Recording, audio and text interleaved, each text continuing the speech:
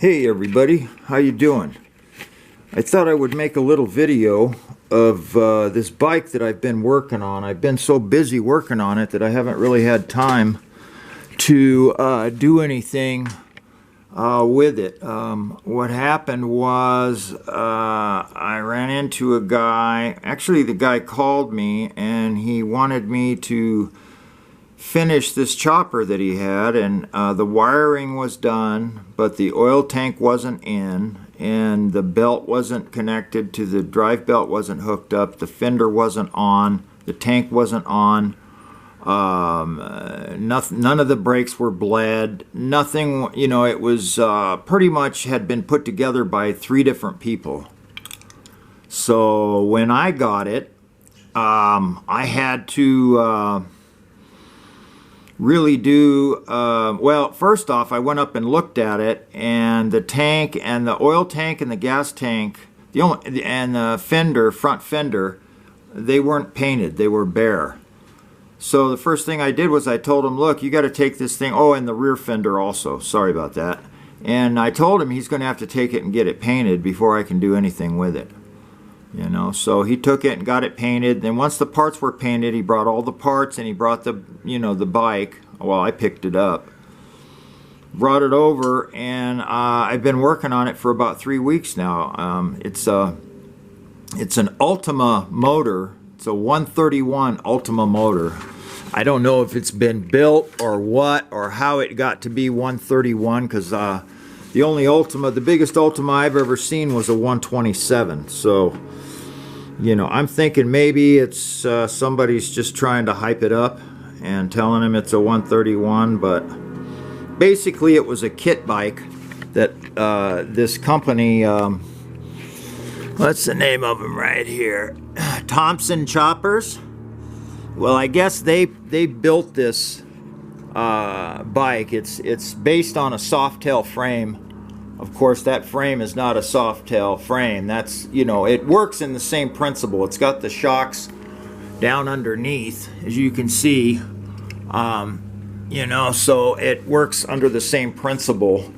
And all that red wire right there is for the horn. I haven't hooked it up yet.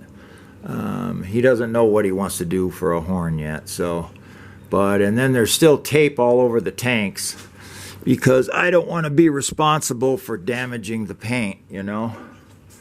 And personally, this isn't my style of a bike. I mean, this isn't something that I would have in my stable, you know, for something to ride. I mean, I rode it around I've been riding it around the block. I'm still trying to get the bugs out of it. You know, the brakes still have air in the lines. I can't seem to get the air out of the front brakes because the lines are so long. But beside that, look at this. Look at that headlight, man. Is that crazy or what? The eyeballs are the high beam, and then his mouth is low beam. And then there's these meatball turn signals, you know. And he had some for the back also, but instead he had me put some, I don't know if I can show this to you or not. Let's take a look. He had me put some LED strips. I don't know if you can see them, like right there.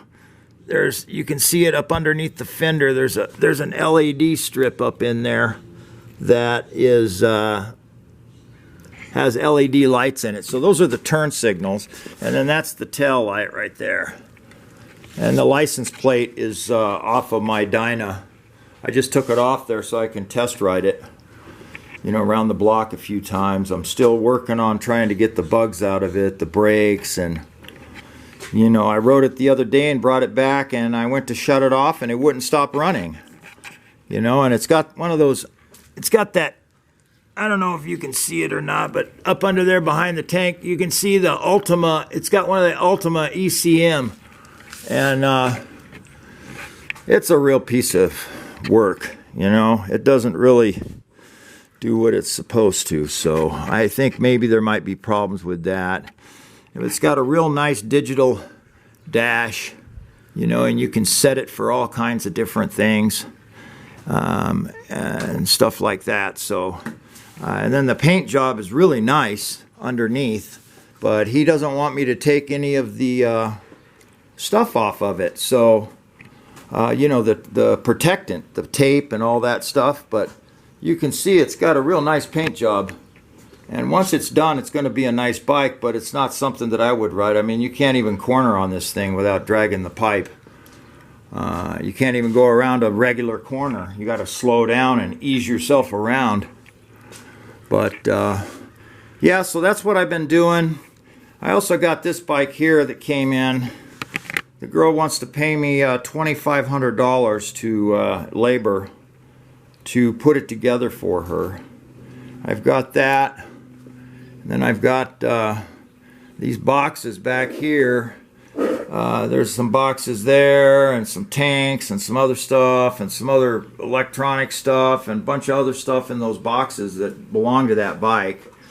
And then right over there is the, let me see if I can get in on that.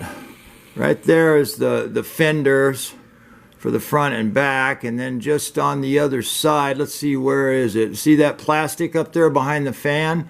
That's the tanks for it. So, you know, I got all that. I got to get that thing going, but she's supposed to send me some money. So I'm waiting on that. And I guess I should clean up my shop. It's really pretty. Oh, I got some rims right here. If you know anybody who wants their pre-2000 rims, 2 of them, solid, front and rear. They're for sale.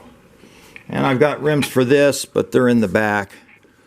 Anyway, it's a nice sunny day, clear skies here in Southern California. And everything's going well. You know, I haven't been out riding very much. I've been busy working on the bikes, and then we had a big wind event here and it tore up my roof. So I had to go up there and patch up the roof. But yeah, so anyway, that's it. That's what's been going on, guys. I hope everything's going well for all you YouTubers out there, and I will talk to you soon. Let me just get turned around here. Y'all have a good time. See you later. Bye.